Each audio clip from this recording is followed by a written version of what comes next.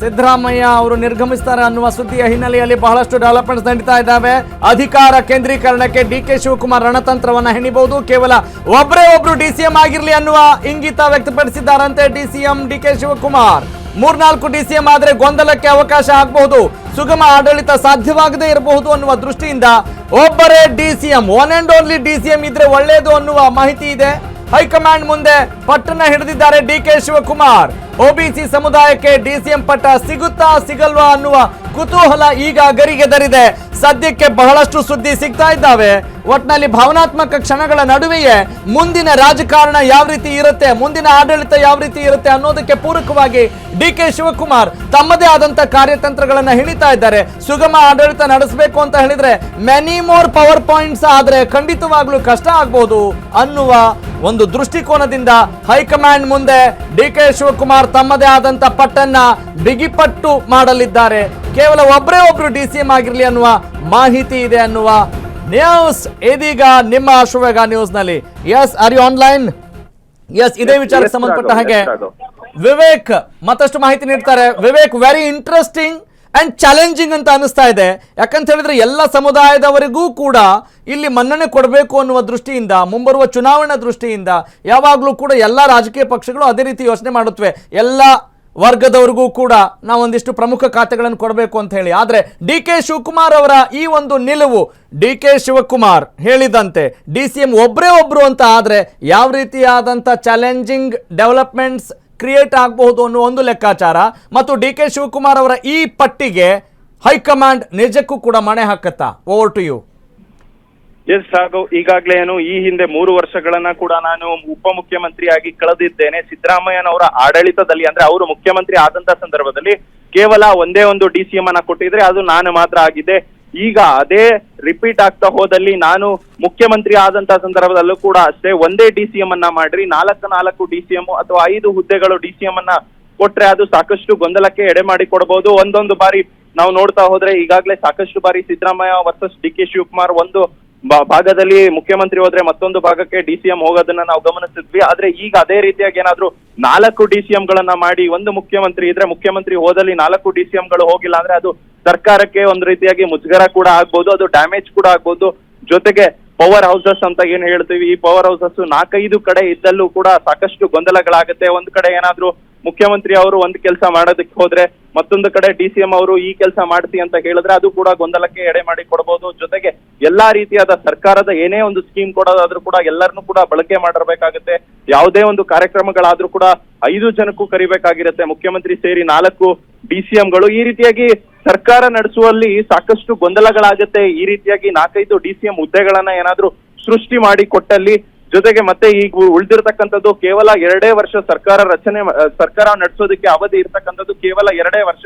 ಈ 2 ವರ್ಷದಲ್ಲಿ ಮತ್ತೆ ನಾವು ಮುಂದಿನ ಬಾರಿ ಅಧಿಕಾರಕ್ಕೆ ಬರೋದಕ್ಕೆ ಏನೇನೆಲ್ಲ ಮಾಡ್ಬೇಕು, ಯಾವೆಲ್ಲ ಕ್ರಮಗಳನ್ನ ತೆಗೆದುಕೋಬೇಕು, ಯಾವ ರೀತಿಯಾಗಿ ಜನರನ್ನ ಕಾರ್ಯಕರ್ತರನ್ನ ಉತ್ಸಾಹ ತುಂಬಬೇಕು, ಆ ಉತ್ಸಾಹ ಅದು ಕೂಡ ಕಡಿಮೆ ಆಗುತ್ತೆ. ಈ ರೀತಿಯಾಗಿ 4-5 ಹುದ್ದೆಗಳಿದ್ರೆ ಒಬ್ಬೊಬ್ಬರು ಹಿಂಬಾಲಕರು ಇನ್ನೊಂದು ಕಡೆ ಹೋಗೋದಂಥದ್ದು, ಈ ರೀತಿಯಾಗಿ ಸಾಕಷ್ಟು ಘಟನೆಗಳು ಕೂಡ ಆಗುತ್ತೆ. ಆ ನಿಟ್ಟಿನಲ್ಲಿ ನಾವು ಮತ್ತೊಮ್ಮೆ ಕಾರ್ಯಕರ್ತರಲ್ಲೂ ಕೂಡ ಉತ್ಸಾಹ ತುಂಬಬೇಕಾದ್ರೆ ಒಂದು ನಾಯಕತ್ವ ಇರಬೇಕು, ಒಂದು ಉಪಮುಖ್ಯಮಂತ್ರಿ ಇರಬೇಕು. ಈ ರೀತಿಯಾಗಾದ್ರೆ ಸಾಕಷ್ಟು ಡ್ಯಾಮೇಜ್ ಆಗುತ್ತೆ ಅನ್ನೋ ಒಂದಿಷ್ಟು ಕ್ಲೈಮ್ ಅನ್ನ ಕೂಡ ಡಿಕೆ ಶಿವಕುಮಾರ್ ಅವರು ಹೈಕಮಾಂಡ್ ಅವರ ಮುಂದೆ ಕೂಡ ಇಡ್ತಾ ಇದ್ದಾರೆ ಎಂಬ ಮಾಹಿತಿಗಳು ಕೂಡ ಲಭ್ಯವಾಗ್ತಿದೆ. ಆದ್ರೆ ಇನ್ನೂ ಕೂಡ ನಿಖರವಾಗಿ ಮುಖ್ಯಮಂತ್ರಿಯಾಗಿ ಡಿಸಿಎಂ ಅವರು ಯಾವಾಗ ಮುಖ್ಯಮಂತ್ರಿ ಆಗ್ತಾರೆ ಡಿಕೆ ಶಿವಕುಮಾರ್ ಅವರದು ಅನ್ನೋದು ಒಂದಿಷ್ಟು ಕುತೂಹಲ ಮೂಡಿಸ್ತಿದ್ರೆ, ಅದರ ಜೊತೆಗೆ ಅವರು ಈ ಸಂದರ್ಭದಲ್ಲಿ ಯಾವ ರೀತಿಯಾಗಿ ನಡೆದುಕೊಳ್ತಾರೆ, ಯಾವ ರೀತಿಯಾಗಿ ಹೈಕಮಾಂಡ್ ನ ಮನವೊಲಿಸ್ತಾರೆ ಅನ್ನೋದು ಕೂಡ ಒಂದಿಷ್ಟು ಕುತೂಹಲ ಮೂಡಿಸ್ತಾ ಇದೆ ರಾಘವ್. ಈಗ ಬಹಳಷ್ಟು ಆಕಾಂಕ್ಷೆಗಳನ್ನ ಇಟ್ಕೊಂಡಂತ, ಅಂದ್ರೆ ಡಿಸಿಎಂ ನಾನು ಆಗ್ತೀನಿ ಅನ್ನುವ ಭರವಸೆಯಿಂದ ಕಾಯ್ತಾ ಇರುವಂತ, ಆ ಒಂದು ನಂಬಿಕೆಯಿಂದ ಇರುವಂತ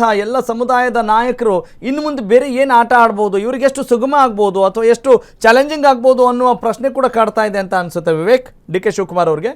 ಎಸ್ ರಾಘವ್, ಈಗಾಗಲೇ ಡಿಕೆ ಶಿವಕುಮಾರ್ ಅವರಿಗೆ ಈಗಾಗಲೇ ಹೈಕಮಾಂಡ್ ಹೇಳಿದ್ರು ಕೂಡ ಇವರು ಮುಖ್ಯಮಂತ್ರಿ ಆಗೋದು ಅಷ್ಟು ಸುಲಭ ಇಲ್ಲ ಅನ್ನೋದು ಕೂಡ ಸಾಕಷ್ಟು ಬಾರಿ ಮಾತುಗಳು ಕೇಳಿ ಬರ್ತಾ ಇತ್ತು. ನಾವೇ ನಿರಂತರವಾಗಿ ಸುದ್ದಿ ಕೂಡ ಮಾಡಿದ್ವಿ. ಈಗಾಗಲೇ 40ಕ್ಕೂ ಹೆಚ್ಚು ಜನ ಪರಮೇಶ್ವರ್ ಅವರ ಪರವಾಗಿ ಸಹಿಯನ್ನ ಕೂಡ ಸಂಗ್ರಹ ಮಾಡ್ಕೊಂಡಿದ್ರು, ಎಲ್ಲರೂ ಕೂಡ ಸಹಿ ಹಾಕಿದ್ರು ಅನ್ನೋ ಒಂದಿಷ್ಟು ಮಾತುಗಳು ಕೂಡ ಕೇಳಿ ಬಂದಿತ್ತು. ಅದೇ ರೀತಿಯಾಗಿ ಬೇರೆ ಬೇರೆ ಒಂದಿಷ್ಟು ನಾಯಕರು ಹಿಂದಿನ ಭಾಗದಲ್ಲಿ, ಅಂದ್ರೆ ಕಾಣದೇ ಇರುವ ರೀತಿಯಲ್ಲಿ ಕೂಡ ಅಷ್ಟೇ ಡಿಕೆ ಶಿವಕುಮಾರ್ ಅವರನ್ನ ಮುಖ್ಯಮಂತ್ರಿ ಆಗಿ ಒಪ್ಪೋದಕ್ಕೆ ಸಾಕಷ್ಟು ಜನ ಕೂಡ ರೆಡಿ ಇರಲಿಲ್ಲ. ಅವರ ಎಲ್ಲರ ಯಾವ ರೀತಿಯಾಗಿರುತ್ತೆ ಅನ್ನೋದು ಕೂಡ ಒಂದಿಷ್ಟು ಕುತೂಹಲ ಮೂಡಿಸ್ತಿತ್ತು. ಆ ಸಂದರ್ಭದಲ್ಲೇ ಹುಟ್ಟಾಕೊಳ್ಳೋದು ಈ 4 DCM ಹುದ್ದೆಗಳನ್ನ ಕೊಡ್ತಾರೆ, ಒಂದೊಂದು ಸಮುದಾಯಕ್ಕೆ ಒಂದೊಂದು ಹುದ್ದೆಯನ್ನ ಕೊಡಬಹುದು. ಅಂದ್ರೆ ಸಿದ್ದರಾಮಯ್ಯನವರು ಈಗ ರಾಜೀನಾಮೆಯನ್ನ ಕೊಡ್ತಾ ಇದ್ದಾರೆ. ಅವರ ಮಗನಾದಂತ ಯತೀಂದ್ರ ಸಿದ್ದರಾಮಯ್ಯನವರಿಗೆ ಒಂದು DCM ಹುದ್ದೆ ಅಂದ್ರೆ OBC ಕೂಡ ಫಿಲ್ ಮಾಡದಂತೆ ಆಗುತ್ತೆ. ಅದೇ ರೀತಿ ಅಲ್ಪಸಂಖ್ಯಾತರಲ್ಲಿ ಕೂಡ ಒಂದು ಹುದ್ದೆಯನ್ನ ಕೊಡೋದಾದ್ರೆ ಜಮೀರ್ ಅವರು ಕೊಡಬಹುದು ಅನ್ನೋ ಒಂದಿಷ್ಟು ಮಾತುಗಳು ಕೂಡ ಕೇಳಿ ಬಂದಿತ್ತು. ಜೊತೆಗೆ ಲಿಂಗಾಯತ ಸಮುದಾಯದಲ್ಲಿ MB ಪಾಟೀಲ್ ಅಥವಾ ಈಶ್ವರ್ ಖಂಡ್ರೆ ಅವರಿಗೆ ಕೊಡಬಹುದು. ಈ ರೀತಿಯಾಗಿ ಬೇರೆ ಬೇರೆ ಸಮುದಾಯಗಳಲ್ಲಿ ಒಬ್ಬೊಬ್ಬರಿಗೆ ಮಣೆ ಹಾಕೋದಕ್ಕೂ ಕೂಡ ಸರ್ಕಾರದಿಂದ ಮುಂದಾಗುತ್ತೆ, ಹೈಕಮಾಂಡ್ ಮುಂದಾಗುತ್ತೆ, ಕಾಂಗ್ರೆಸ್ ಮುಂದಾಗುತ್ತೆ ಅನ್ನೋ ಮಾತುಗಳು ಕೂಡ ಕೇಳಿ ಬಂದಿತ್ತು. ಯಾಕಂದ್ರೆ DK ಶಿವಕುಮಾರ್ ಅವರ ನಾಯಕತ್ವ 136 ಏನ್ ಶಾಸಕರಿದ್ರು ಇವರೆಲ್ಲರೂ ಕೂಡ ಒಪ್ಪಿರ್ಲಿಲ್ಲ, ಒಂದಿಷ್ಟು ಗೊಂದಲವನ್ನ ಎಡೆ ಮಾಡ್ತಿದ್ರು. ಜೊತೆಗೆ ಈಗಾಗಲೇ ನಾವು ನೋಡಿದಂತೆ ಸಾಕಷ್ಟು ಸಚಿವರು ಕೂಡ ಅಷ್ಟೇ DK ಶಿವಕುಮಾರ್ ಅವರು ಮುಖ್ಯಮಂತ್ರಿ ಅಂತ ಹೇಳಿದ್ರೆ ಒಪ್ಪೋದಕ್ಕೂ ಕೂಡ ರೆಡಿ ಇರಲಿಲ್ಲ. ಆ ನಿಟ್ಟಿನಲ್ಲಿ 4 ಹುದ್ದೆಗಳು ಎಂಬ ಮಾತುಗಳು ಕೂಡ ಸೃಷ್ಟಿಯಾಗಿತ್ತು. ಆದ್ರೆ ನಿಜಕ್ಕೂ ಕೂಡ DK ಶಿವಕುಮಾರ್ ಅವರ ಏನ್ ಬೇಡಿಕೆ ಇದೆ, ಒಂದೇ ಒಂದು ಉಪಮುಖ್ಯಮಂತ್ರಿ ಸ್ಥಾನ ಕೊಡಿ, ಬೇರೆಯವ್ರಿಗೆ ಯಾರಿಗಾದ್ರೂ ಕೊಡೋದಾದ್ರೆ ನಾನು ಮುಖ್ಯಮಂತ್ರಿ ಆದ್ರೆ ಅಂತ ಆ ಬೇಡಿಕೆಯನ್ನ ಈಡೇರಿಸುತ್ತ ಹೈಕಮಾಂಡ್, ಇಲ್ಲದಿದ್ದರೆ ಬೇರೆಯವರ ನಿಜ very interesting and curious, no doubt about it Vivek. ಹಾಗೇನೆ ಮತ್ತೊಂದು ಪ್ರಶ್ನೆ ಉದ್ಭವಿಸೋದೇನು ಅಂತ ಹೇಳಿದ್ರೆ ವಿವೇಕ್, ಈಗ ಸಿದ್ದರಾಮಯ್ಯನವರು ಪಟ್ಟದಿಂದ ಇಳಿದಿದ್ದೇ ಹೆಚ್ಚು ಅನ್ನುವ ಮಾಹಿತಿ ಇರುವಾಗ ಸಿದ್ದರಾಮಯ್ಯನವರು ಹೇಳಿದಂತೆ ನಡೆಯಲ್ಲ ಅಂತ ಏನಾದ್ರು ಅನ್ಸುತ್ತಾ? ಸಿದ್ದರಾಮಯ್ಯನವರು ಈಗ ಬರೀ ನಾನು ಶಾಸಕ ಅಂತ ಹೇಳಿ ಸುಮ್ಮನೆ ಇದ್ದು ಬಿಡ್ತಾರ? ಇವರೆಲ್ಲರ ಪರವಾಗಿ ಬ್ಯಾಕ್ ಬೀಸಲ್ವಾ ತನ್ನ ಆತ್ಮೀಯರು? ಎಲ್ಲರೂ ಕೂಡ ಅವರ ಆತ್ಮೀಯರು ಬಹುತೇಕರು ಈಗ DCM ಆಕಾಂಕ್ಷಿಗಳಾಗಿದ್ದಾರೆ. ಹೀಗಾಗಿ ಸಿದ್ದರಾಮಯ್ಯನವರ ಮುಂದಿನ ನಡೆ ಏನಾಗ್ಬೋದು ಅನ್ನೋದು ಕೂಡ ಅಷ್ಟೇ ಕ್ಯೂರಿಯಸ್ ಆಗಿದೆ ಅಂತ ನನಗೆ ಅನಿಸ್ತಾ ಇದೆ. What you say? ಎಸ್ ಖಂಡಿತವಾಗ್ಲೂ ರಾಘವ್, ಇದನ್ನ ನಾವು ಒಪ್ಲೇಬೇಕಾದಂತ ಪರಿಸ್ಥಿತಿ. ಯಾಕಂದ್ರೆ ಈಗ DK ಶಿವಕುಮಾರ್ ಅವರು ಕೂಡ ಅಷ್ಟೇ ಇವತ್ತು ಸಿದ್ದರಾಮಯ್ಯನವರಿಗೆ ಕಾಲಿಗೆ ಬಿದ್ದಂತದ್ದು, ಅವರ ಜೊತೆ ಫೋಟೋಗಳು ಇಟ್ಟಿಸ್ಕೊಂಡಂತದ್ದು, ಮತ್ತೆ ಅವರ ಬೆಂಬಲವನ್ನೇ ಪರೋಕ್ಷವಾಗಿ ಅವರ ಬೆಂಬಲವನ್ನ ಕೇಳ್ತಾ ಇದ್ದಾರೆ. ಮತ್ತೆ ಬಹಿರಂಗವಾಗಿ ಕೇಳದೇ ಇದ್ರು ಕೂಡ ಆಂತರಿಕವಾಗಿ ಅವರ ಬೆಂಬಲವನ್ನ ಸಾಕಷ್ಟು ಬಾರಿ DK ಶಿವಕುಮಾರ್ ಅವರು ಕೇಳಿದ್ದಾರೆ ಎಂಬ ಮಾಹಿತಿಗಳು ಕೂಡ ಇದೆ.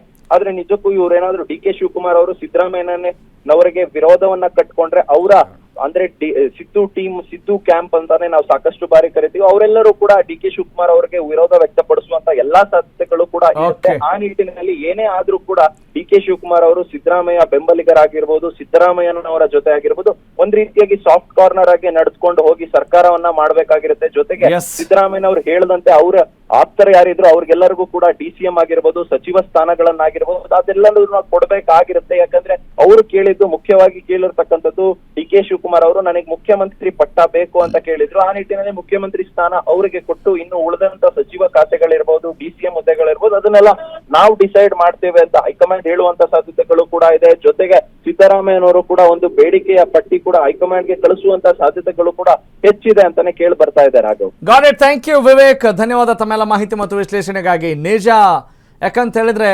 DK ಶಿವಕುಮಾರ್ ಅವರಿಗೆ ಈಗ ಒಂದು ಅದೃಷ್ಟದ ದಿನ, ಸಂತಸದ ದಿನ, ಸಂಭ್ರಮದ ದಿನ, ಎಲ್ಲರೂ ಖುಷಿ ಪಡುವಂಥ, ಅಂದರೆ ಅವರ ಅಭಿಮಾನಿಗಳು ಮತ್ತು ಅವರ ಪಾಲಿಗೆ ಅಫ್ಕೋರ್ಸ್. ಅದರ ಜೊತೆಗೆ ನೆಕ್ಸ್ಟ್ ಚಾಲೆಂಜಸ್, ಸವಾಲಿನ ಮೆಟ್ಟಿಲುಗಳೇ ಇದ್ದಂಗೆ ಕಾಣ್ತಾ ಇದ್ದಾವೆ ಅನ್ನೋದು ಕೂಡ ಅಲ್ಲುಗಳೆಯೋ ಹಾಗಿಲ್ಲ. ಯಾಕಂತ ಹೇಳಿದ್ರೆ ರಾಜಕೀಯ ಅಂತ ಹೇಳಿದ್ರೆ ಎಲ್ಲೂ ಕೂಡ ನಿಮಗೆ ಸುಗಮ ಹಾದಿ ಅಂತ ಎಲ್ಲೂ ಇರೋದೇ ಇಲ್ಲ.